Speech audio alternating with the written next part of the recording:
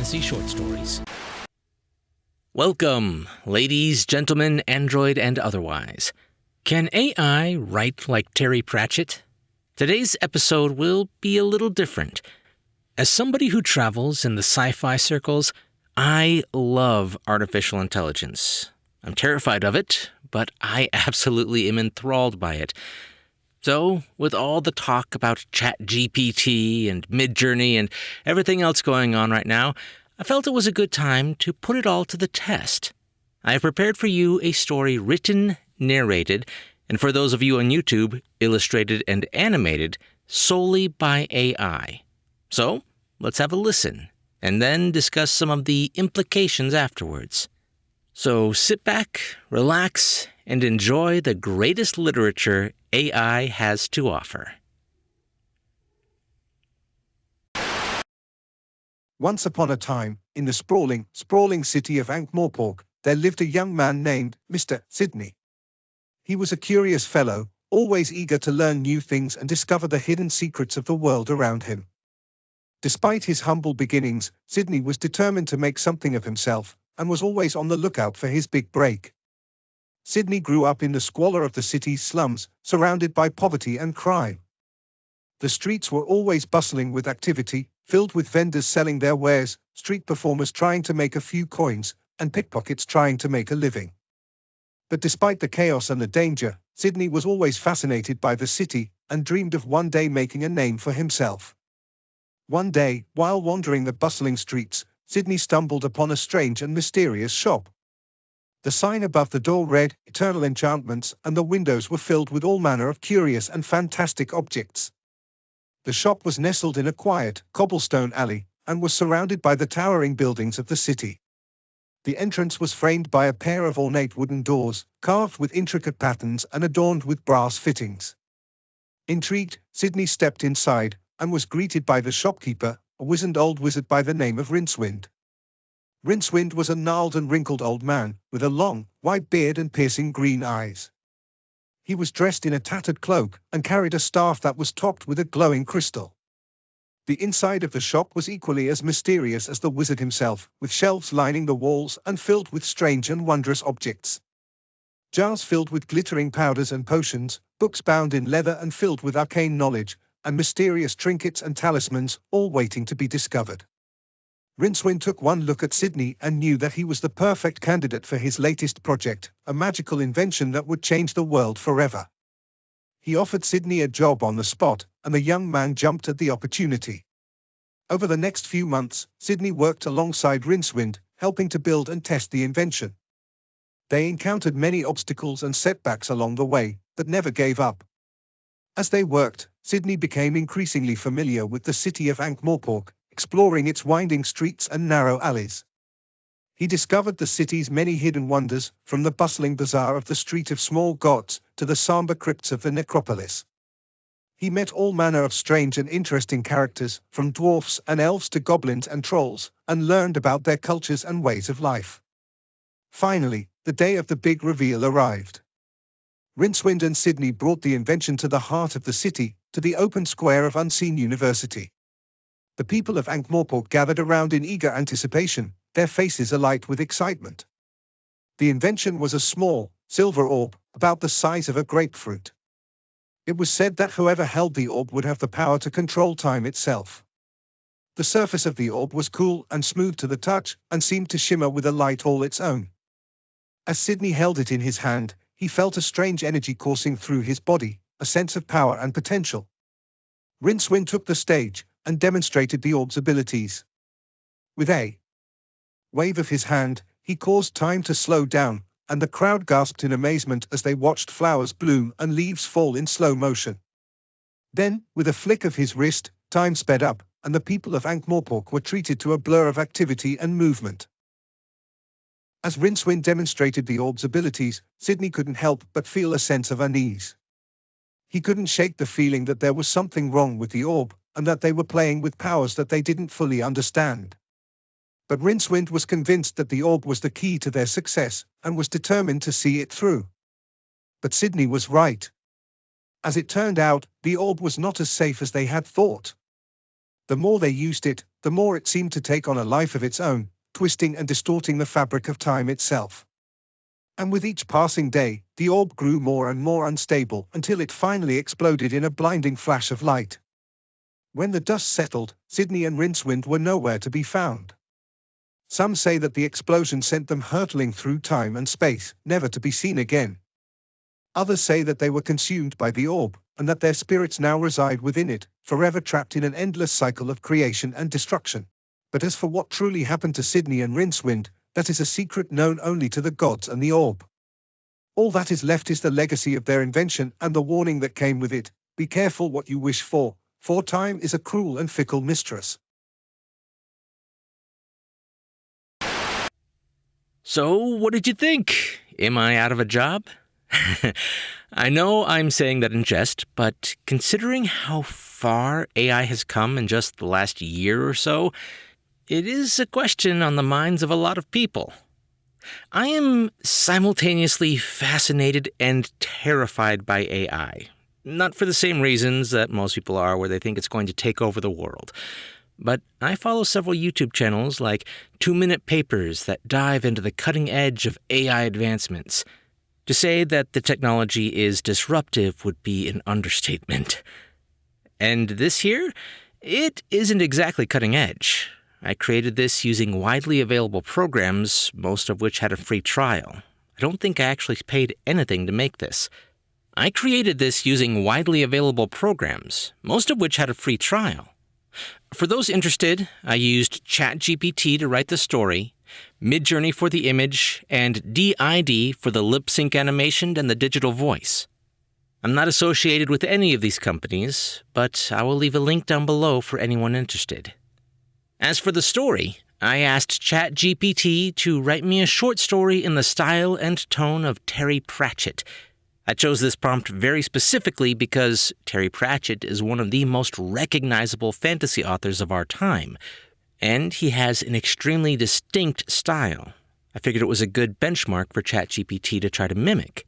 In that, I do think it failed miserably. The story was written like a children's bedtime story, all executive summary, telling us what happened, not showing us. And it had none of his flair or his wordplay. But it did get a lot of the locations right. It had a cohesive, if simple, world-appropriate plot, and even included Rincewind as one of the characters. And the writing itself would be on par with some of the submissions I've gotten. Not to disparage those authors at all. If I had to place it, I'd say this is writing at about the average high schooler level. But it has a big problem with fantasy writing. ChatGPT is just compiled data and a predictive text model. It is not self-aware. It is not thinking like you or I. It's merely trying to predict what comes next in either a conversation or a text document or whatever it's been asked to generate. Granted, it is incredible at what it does. It scored higher than average on the SATs recently and also passed the bar exam from what I've heard. But until it can think its way through a complex plot and not try to mimic one, I don't think its fiction writing will be topping any of the New York Times best-selling lists. Nonfiction, though, that's a different story. Blogs, copywriters, and marketing teams have been using AI to write for them for a few years now, and a lot of the time you cannot tell the difference. And the first AI-written nonfiction books are apparently starting to make some waves. Executive summary works well for nonfiction. You don't need purple prose or wordplay. It's all fact, no plot. So, who knows? A lot of that industry is probably going to be replaced by ChatGPT. As a voice actor, I can tell you a lot of people in my industry are starting to sweat as well. AI is predicted to chop the entire bottom off the market in no time. It's already started. Right now, you can get text-to-speech models that sound very humanish, better than even what I had here. And you can even adjust their tone to be excited, angry, or sad. The high-end jobs will not be taken over anytime soon. Big budget projects don't even blink at the price tag of a real human voice. But the smaller projects, the type of gigs where people start off in the industry and cut their teeth, those are going to be gone, meaning it will be incredibly hard to break into voice acting very soon, as only the big jobs will be left, and only those voice actors with previous experience will be getting work. And then there is art. Oh yes, the AI art. Everybody seems to be talking about it right now, and it's an extremely hot-button topic. Currently, there's even several lawsuits against two of the big names in AI art, Midjourney and Stable Diffusion. To put it simply for those who aren't aware, the way it works is you type in a text prompt of what you want to see, and in a few seconds it generates an image. Oftentimes, these images can compete with some of the best artists out there. And there's a reason for that, which is why some people are angry. The data sets for these two companies in the lawsuit were scraped from the entire internet. If you have a photo online or uploaded an image of a painting you did at some point, it may have been fed into these algorithms with 2.5 billion images.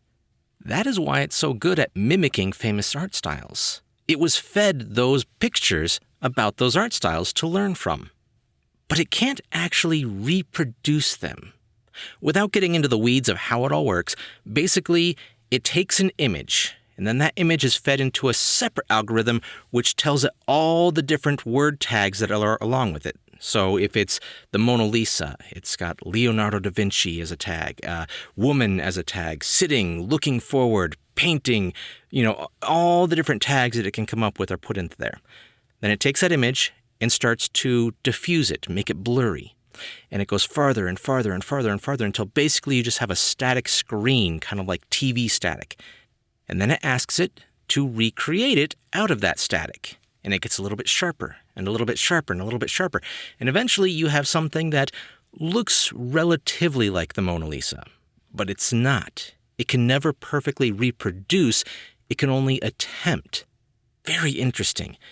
But now artists are arguing that since they did not give permission for their art to be used in this way, that means that everything these programs are creating are therefore derivative works, meaning it's based off of their artwork in some way, even if just a little tiny bit.